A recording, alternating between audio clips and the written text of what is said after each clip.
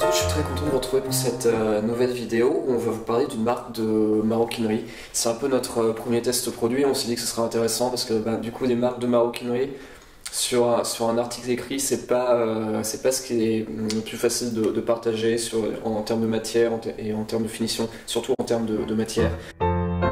J'ai choisi une marque qui s'appelle Guibert Paris. Ça, c'est une marque qui m'a vraiment beaucoup surpris en fait. Sur Jamais Vulgaire, vous savez, on était habitué à tester beaucoup de marques digitales qui vendaient exclusivement en ligne, qui étaient assez jeunes. Et voilà, en fait, Guibert Paris, c'est une marque qui, elle, a 20 ans, voire peut-être même un petit peu plus. Et c'est une marque qui a une boutique près des Champs-Élysées. Et voilà, c'est une maison de maroquinerie. Avec un atelier au savoir-faire sellier et qui a été fondé par Pierre Guibert qui est lui-même un cavalier. Donc bon, déjà la maroquinerie quand c'est géré par un atelier par des selliers, c'est vraiment un très bon un gage de qualité. Et quand c'est géré par un cavalier, a priori c'est difficile de faire mieux. En revanche, on s'était dit qu'une marque comme ça, une marque qui avait vraiment l'air d'être une marque de luxe, avec une boutique près des Champs-Élysées qui existe depuis 20 ans, on s'est dit que les produits seraient un peu chers et que le rapport qualité-prix serait pas forcément là. Mais j'ai pu discuter du coup un peu avec le fondateur qui m'a invité à la boutique et qui m'a un peu montré ce qu'il faisait. Et il m'a expliqué sa stratégie. En gros, il a constaté, comme beaucoup d'entre vous le savent, que le circuit de distribution classique avec des agents, avec des grands magasins, etc., c'est plus vraiment ça. Et ça marche plus très bien et en plus ça oblige à gonfler les prix. Donc c'est une marque qui a pris un virage digital et un virage direct. Voilà, la marque maintenant Guibert ne vend que en boutique, dans sa boutique physique et en ligne. Ce qui lui a permis de casser ses prix vu que maintenant les produits sont vendus quasiment 2 fois moins cher. Ce qui est intéressant, c'est qu'on a testé quand même beaucoup de marques, si vous voulez, sans intermédiaire, des jeunes marques qui ont 2-3 ans, etc. et qui vous disent voilà, nous on vend tel produit à 100 € et dans le commerce traditionnel ça vaudrait 300 ou 400 €. Le problème, c'est que c'est un discours qui s'est vraiment banalisé et que maintenant en fait tout le monde sort ça sans aucun point de repère. Voilà, même pour certaines marques, c'est pas forcément vrai. Dans le cas de Guibert Paris, ce qui est intéressant, c'est que les produits qu'on va vous montrer, donc on va vous montrer un sac en fait, un sac assez grand, format 36 heures. C'est un sac qui était vendu 1200 € et même pour 1200 €, c'était un bon rapport qualité-prix. Ça marchait, c'est un sac qui fonctionnait bien. Un sac qui maintenant est vendu 495 € et honnêtement, il faut dire que si je compare avec les marques de luxe traditionnelles, même aux alentours de 1000-1200 €, j'ai pas vu énormément de marques qui pouvaient se vanter d'avoir les mêmes qualités. Donc en fait, pour 495 €, c'est quand même assez imbattable et on va voir à peu près la même chose pour un portefeuille slim. Donc c'est un sac inspiré des sacs de sport des années 80. Bon, ce qui est intéressant dans un premier temps, c'est qu'il a une forme carrée avec des bords arrondis. Ce qui est unisexe en fait.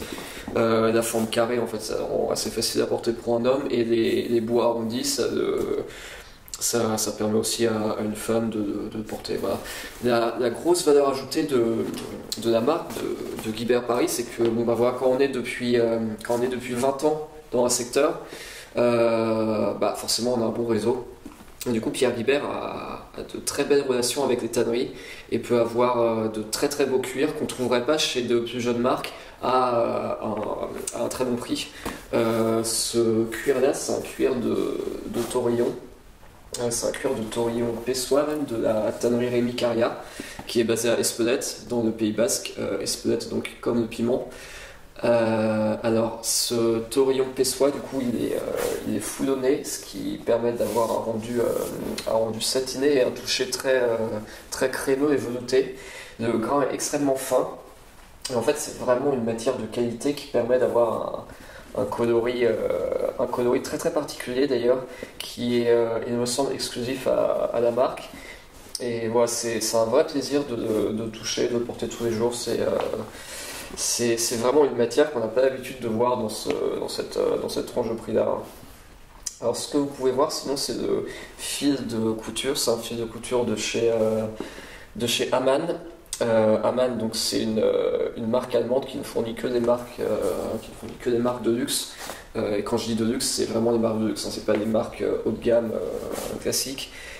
Ce qui est intéressant sur ce fil, c'est que en fait, il est composé d'un tressage de 26 mini-fils, ce qui le rend particulièrement résistant. Vous pouvez aussi voir du coup la fameuse couture point sellier, qui est une couture faite à la main avec 2 aiguilles, c'est un point donc beaucoup plus résistant.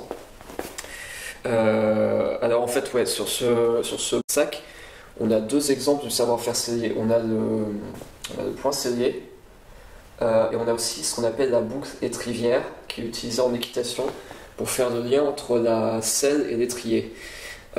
C'est une boucle en fait qui est donc utilisée dans un contexte très particulier, hein, parce qu'un cheval, ça a un poids quand même c'est un poids qui se compte quand même en tonnes. Dans des compétitions d'équitation, de saut d'obstacles, etc., ça va vite, ça saute haut, donc c'est quand même des forces qu'on a du mal à se représenter, qu'on a même du mal à retrouver dans la vie quotidienne. Voilà, on imagine bien qu'un cheval, quand il fait du saut d'obstacle et qu'il atterrit, c'est des sacrées forces et que c'est des boucles en fait qui ne doivent surtout pas se casser dans ce genre de contexte. Donc voilà, c'est les mêmes boucles qu'on retrouve sur la maroquinerie. Je pense que dans le quotidien, vous n'aurez pas ce genre de force qui sera exercée, donc a priori, ça ne se cassera pas. Je vais vous montrer le zip. C'est un zip assez spécial. Pierre on a fait la démonstration assez longuement et fièrement. Et pour cause, en fait, quand on ouvre... Alors bon, déjà l'ouverture est relativement agréable. Et en fait, c'est un zip en maille polie et ça permet en fait de ne pas se blesser ou s'irriter quand on cherche des affaires. Et donc, je peux passer mes mains. Comme ça en fait sans jamais avoir particulièrement mal. J'avais jamais vraiment fait attention à ça sur les sacs, mais c'est vrai que sur la plupart des sacs, la fermeture éclair n'est pas forcément la partie avec le toucher le plus agréable. Donc ça mérite d'être souligné. L'intérieur est non doublé. Alors un intérieur non doublé, évidemment, ça vous montre bien qu'on ne peut pas tricher sur la qualité du cuir. Mais on voit bien que le cuir est extrêmement régulier. Ce qui est aussi intéressant, c'est la petite pochette. Donc dans cette pochette, vous pourrez mettre des petits effets personnels. Moi j'ai mon téléphone, porte-carte, voilà. Et on a le fond, et le fond est renforcé. Le fond est légèrement renforcé en fait pour que pour que le sac ne s'affaisse pas une fois qu'on le pose. Qu'est-ce que je voulais vous montrer autrement? Je voulais aussi vous montrer les bords teints en tranche. Alors ça c'est vraiment un signe de qualité à observer sur de la maroquinerie en fait.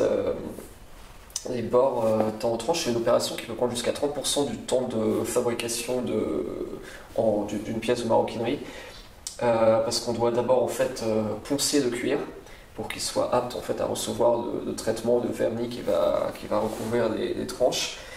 Et ici on a donc 4 passages en tout de vernis.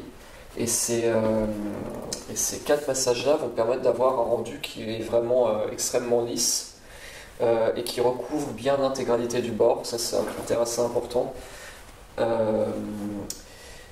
Qu'est-ce que je voulais vous dire? Voilà, c'est un rendu très lisse, voire même satiné, que permet en fait la cire et les autres ingrédients utilisés dans ce vernis.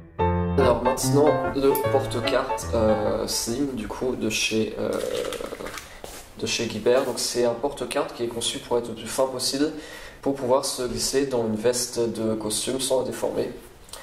Donc voilà, on voit que bon, il y a à peine un centimètre d'épaisseur. Hein. On voit encore une fois des bords teints en tranche qui sont vraiment très bien faits. On voit que ça recouvre vraiment l'intégralité du bord et je ne sais pas si vous arrivez à vous rendre compte du rendu extrêmement lisse de ces bords teints en tranche. On retrouve de fameux points selliers et on retrouve 6 emplacements pour vos cartes diverses. Bon, évidemment, il faut faire un tri, vous ne pourrez pas prendre toutes vos cartes. Moi, étant donné que bon, c'est le confinement au moment où j'enregistre cette vidéo, j'ai pas énormément de cartes dont j'ai l'utilité. Petite particularité à noter, c'est que l'intérieur étant synthétique, Alors, bon, c'est une des rares fois où on voit du synthétique sur les produits de cette marque, mais la raison est très simple, c'est que en gros, une doublure ici, une doublure en cuir, aurait rendu l'ensemble beaucoup trop épais. Et que voilà, ça permet de gagner quelques précieux millimètres d'épaisseur de manière à vraiment faire un porte-carte extrêmement fin. Voilà, je crois que j'ai à peu près tout dit sur ce porte-carte.